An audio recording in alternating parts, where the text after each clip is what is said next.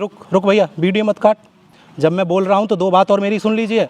सबसे ज़्यादा भ्रष्टाचार हॉस्पिटल में है, हॉस्पिटलों में सबसे ज़्यादा भ्रष्टाचार है, और दूसरा भ्रष्टाचार स्कूलों में है। ये भ्रष्टाचार सबसे ज़्यादा मध्यम वर्गीय को खा रहा है, गरीबों को चबा गया, सटक गया। मदर टेरेसा, जिसको जीते जी चमत्कारी संत घोषित किया गया, जो छूकर के बीमारियों को दूर कर दिया करती थी, लेकिन आपको मालूम है वही मदर टेरेसा हॉस्पिटल में तड़प तड़प के मरी। किसी ने सवाल उठाया, अरे रामदेव बाबा ने क्या खुद को कभी भगवान घोषित किया, या चमत्कारी संत घोषित किया, या अवतारी घोषित किया? किसान के खेत से उनकी जड़ी बूटी लेकर के मिलावट रहित वस्तुएं हम तक पहुंचा करके क्या कोई अपराध कर दिया? या माल्या नीरव मोदी की तरह देश को लूटने का अपराध किया? या हाफिज सईद, दाऊद आदि जैसे आतंकवादियों जैसा कोई कार्य किया, या वैश्विक अपराध किया? आप अपनी जेब कटवा करके फेयर एंड लवली अपने गालों पर रगड़ते रहे इतने सालों से, क्या गोरे हो पाए? आपने कभी सवाल किया, क्या पूछा? जो कोलगेट, जो हड्डियों का चूरा इतने समय से 60 साल से लगभग जो दांतों पर हम रगड़ते रहे, कभी आपने विचार किया कि एक साधारण संत बाल कृष्ण उसी कोलगेट को वेद शक्ति बनाने पर मजबूर कर देगा?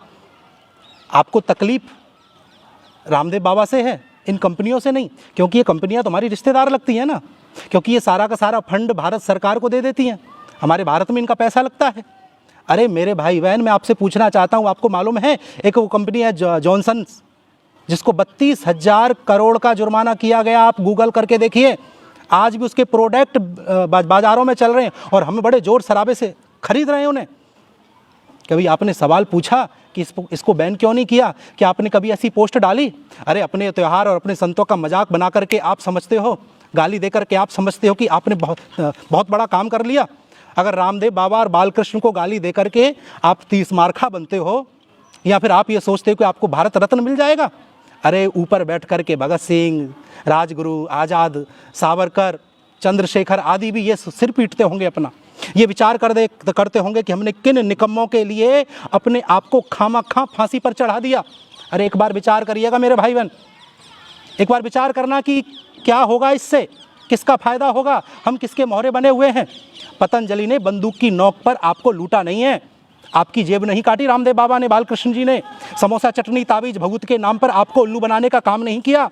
अरे आपको मालूम होना चाहिए कि 2000 साल पहले प्रमाण है, 100 प्रकार की सर्जरियां हमारे वैद्य किया करते थे, और आज तक भी आयुर्वेद पर कोई अनुसंधान नहीं किया गया, और एलोपैथिक पर ही सारा का सारा बजट खर्च किया जाता है। जरा विचार करना चाहिए धर्म प्रेमियों। मैं रामदेव बाबा के यहाँ 7-8 दिन योग ग्राम में रह करके आया हूँ। ऐसी ऐसी असाध्य बीमारियाँ वहाँ मैंने ठीक होती हुई देखी हैं, जिसका मैं आपको बता नहीं सकता हूँ, मैं उसका खुद गवाह हूँ। मैंने देखा, और कोरोनिल जिसने खाई वह कोरोना से बच गया। मैं भी कोरोना की चपेट में आया था। कथा करता हूँ, 244वीं मेरी जीवन की कथा चल रही है। इतने सारे लोगों को मैंने देखा है जिन्होंने कोरोनिल खाई, वो कोरोना से बच गए, उनको कोरोना नहीं हुआ, और कोरोना हुआ तो घर पर ही वह ठीक हो गए, काढ़ा पी करके ही ठीक हो गए। और एम्स ने भी, अभी कल परसों मैंने अखबार में देखा था, एम्स ने भी ये दावा किया कि आयुर्वेद से ही सबसे ज़्यादा कोरोना के मरीज ठीक हुए हैं। मजाक बना देते हैं अपने त्यौहार का, शर्म नहीं आती? अपने देवताओं का, अपने शास्त्रों का, अपने आयुर्वेद का मजाक बना देते हैं। तुम्हें मालूम है ज़मीन बिक गई, 20-25 लाख रुपया डॉक्टर को दिया, जब डेड बॉडी दी, 20-25 लाख रुपया खर्च करके भी जीवित नहीं रह पाए, बच नहीं पाए। कहने का मेरा मतलब ये है कि मुझे नहीं कहने चाहिए, मैं तथाकथित डॉक्टरों की बातें कर रहा हूँ, तथाकथित हॉस्पिटलों की बातें कर रहा हूँ, कि उन हॉस्पिटलों में वेंटिलेटर पर मृतक व्यक्ति को कई कई दिन रख करके अपनी जेबें भरते रहते हैं ये लोग। ये कौन सी संस्था है जो रामदेव बाबा पर उंगली उठा रही है, 1000 करोड़ लेने की बात कर रही है? तुम्हारी आंखें फट गई? क्या तुम देश का भला नहीं देख सकते? इस देश में रहते हो, इस देश का खाते हो कम से कम। अरे आज के मनुष्य से ज़्यादा तो कुत्ता वफादार है, जिसकी रोटी खाता कम से कम उसके लिए भौंकता तो है, उसके लिए पूरी रात भर पहरा तो देता है।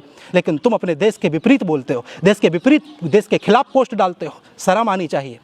ऐसे समय में मेरा आपसे निवेदन है, मुझे अपने व्यवहार के प्रति, अपने स्वभाव के विपरीत बातें करना ठीक नहीं, उचित नहीं, लेकिन ये आवश्यक है, ये अनिवार्य है।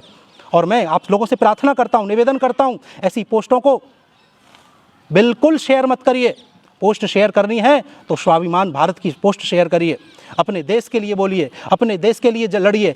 अगर आज का युवान इस गलत दिशा में जा रहा है तो आगे देश का भविष्य क्या होगा? गुलाम बनना है क्या? अरे एक ही हिंदुस्तान है बस, और वो भी हिंदू राष्ट्र घोषित नहीं है। विचार करना होगा आप लोगों को।